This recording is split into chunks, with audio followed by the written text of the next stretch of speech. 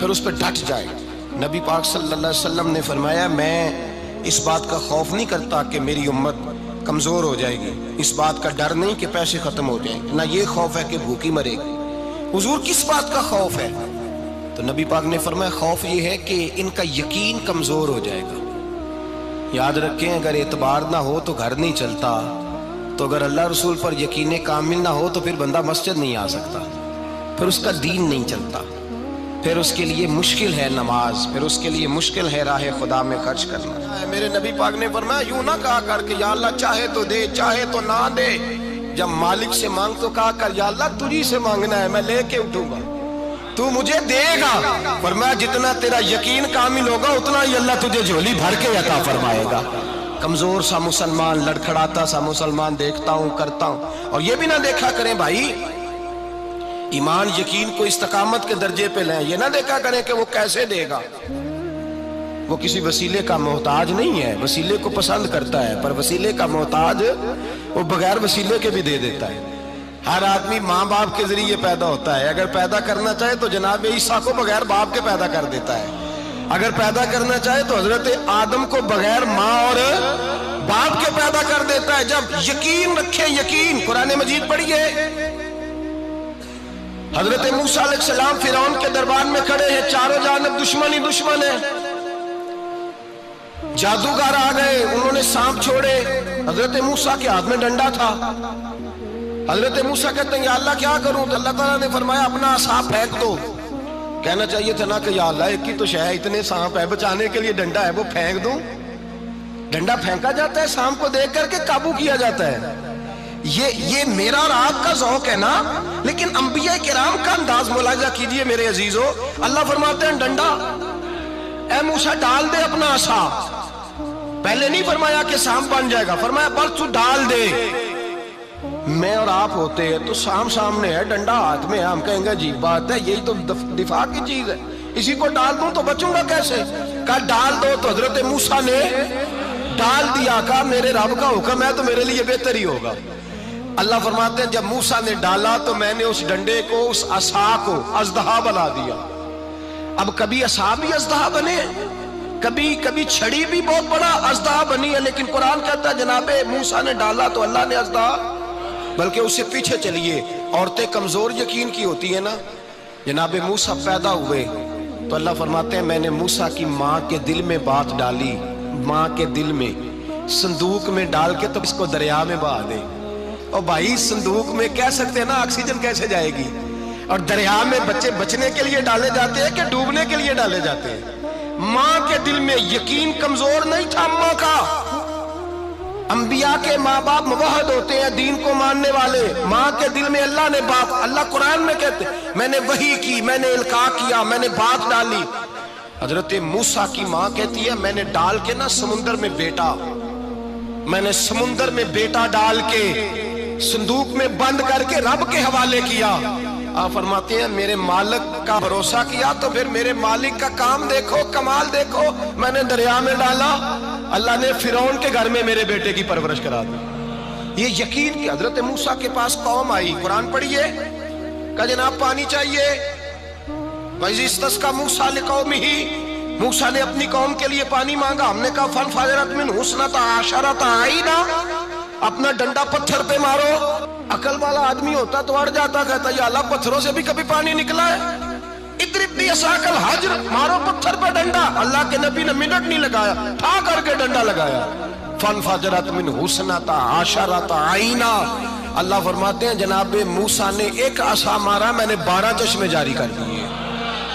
تو لے تو لا اللہ کرتا ہے، اللہ کہتا ہے پڑھ نماز روزی دوں گا، کہتا ہے سوچتا ہوں۔ اللہ فرماتے ہیں آجا مسجد میں تیرا ہو جاؤں گا، کہتا ہے دیکھتا ہوں۔ رب فرماتا ہے تو میرے محبوب کی غلامی کر، میں تجھے محبوب بنا لوں گا۔ تو کہتا ہے تھوڑا بڑا ہو کے داڑھی رکھنی ہے، ابھی سیانا ہو کے میں ذرا سرٹیفکیٹ لے لوں اسرائیل سے کہ کتنے سالوں کے بعد آئیں گے، پھر شروع کروں گا۔ پروگرام بنا رہا ہے، ابھی تو ارادے میں ہے۔ اللہ کے پیغمبر کا ڈنڈا، اور اس سے زیادہ آگے بات ہو گئی، پیچھے فوج لگی ہوئی ہے فرعون کی، مجمع ہے، ہزاروں لاکھوں کا لشکر لے کے، تلواریں نیزے، فرعون پیچھے، آگے دریا آ گیا۔ حضرت موسیٰ علیہ السلام کھڑے ہیں، اب کدھر جائیں؟ اللہ پاک نے فرمایا مارو ڈنڈا۔ کہاں؟ پانی پہ ڈنڈا مارو. اب حضرت موسیٰ علیہ السلام پانی پہ ڈنڈا مارے تو پانی ابھرے گا، اس سے زیادہ کیا ہوگا؟ پہلے پتھر پہ ڈنڈا مروایا تو پانی نکلا، اب پانی پہ ڈنڈا مروایا فَإِذْ فَرَقْنَا بِكُمُ الْبَحْرَ فَأَنْجَيْنَاكُمْ وَأَغْرَقْنَا آلَ فِرْعَوْنَ. اللہ فرماتے ہیں موسیٰ نے پانی پہ ڈنڈا مارا تو میں نے پانی میں رستے بنا دیے. ایک جگہ ڈنڈا مارا تو پانی نکل آیا، دوسری جگہ عصا مارا تو پانی خشک ہو گیا. 12 چشمے بن گئے، 12 رستے بن گئے دریا میں سے. حضرت موسیٰ علیہ السلام گزر گئے اور اللہ فرماتے ہیں فرعون بھی آیا تو اسے میں نے غرق کر دیا اور وہ کھڑا دیکھتا ہی رہ گیا کہ بنا کیا ہے. جب یقین کامل نصیب ہوتا ہے، اعتماد کی دولت اللہ دیتا ہے، جب انسان کو یہ انشراح صدر ہو جاتا ہے کہ میری نجات خدا کے حکم میں ہے اور رسول اللہ کے قدموں میں ہے، جب اسے یہ انشراح حاصل ہوتا ہے تو پھر نماز کا لطف آتا ہے. غور کیجئے کیا جملہ کہہ دیا میں نے.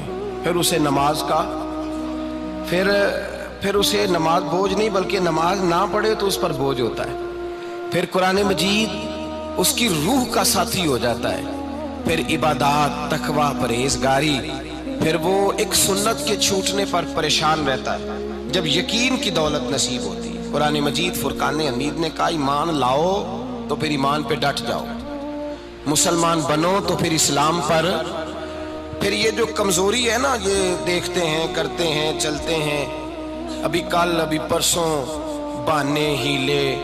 ابھی میں نماز شروع کرتا ہوں، دیکھتا ہوں لا الہ الا اللہ محمد الرسول اللہ صلی اللہ علیہ. جب کسی نے کلمہ پڑھا تو اس پر پورا دین ضروری ہے، پورا. اب وہ یہ نہیں کہہ سکتا کہ تھوڑا تھوڑا کر کے آؤں گا. یقین کی دولت نعمت ہے.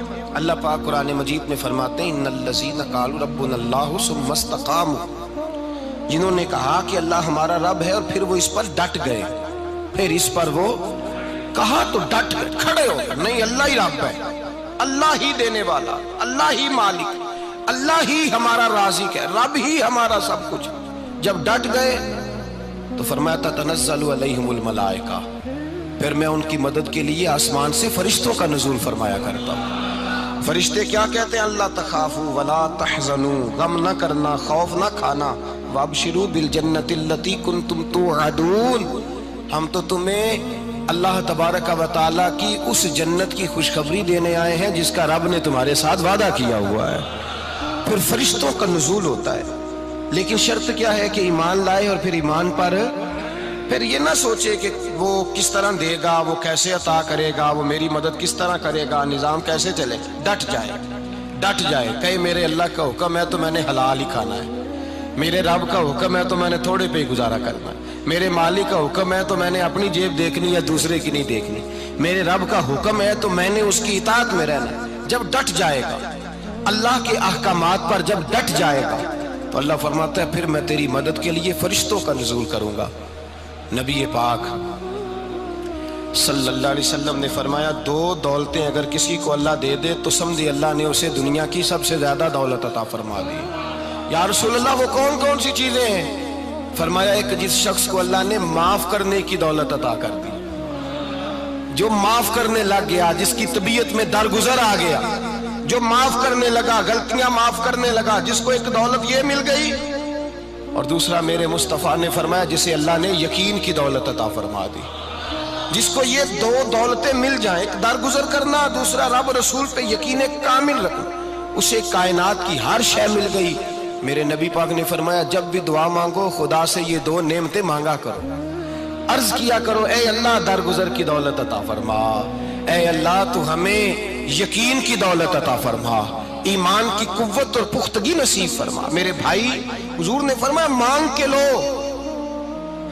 کمزور ایمان والا شخص کسی کام کا نہیں ہوتا. جس آدمی کے ذہن میں شک کا بیج ایک دفعہ جنم لیتا ہے وہ آدمی تو غلام سے بدتر ہے. بے کیف سجدہ، روٹھی روٹھی سی عبادت، اس کی زندگی کیفیات سے خالی ہے. جس شخص کو پتہ چل جائے نا لوگ میرے مخالف ہیں، اس کا تو سجن رہتا ہی کوئی نہیں. اصل بات یہ ہوتی ہے کہ یہاں سوچ بیٹھا ہے کہ دنیا میرے خلاف ہے، یہاں مخالفت یہاں بیٹھ گئی ہے، 2 بندے باتیں کر رہے ہیں تو پریشان ہے، میرے خلاف ہی لگے ہوئے ہیں، میری بات ہو رہی ہے. کیونکہ اصل تکلیف کہاں ہے؟ اور اگر یہاں یقین کامل ہو گیا نا کہ سارے مجھ سے پیار ہی کرتے ہیں، تو پھر دو بندوں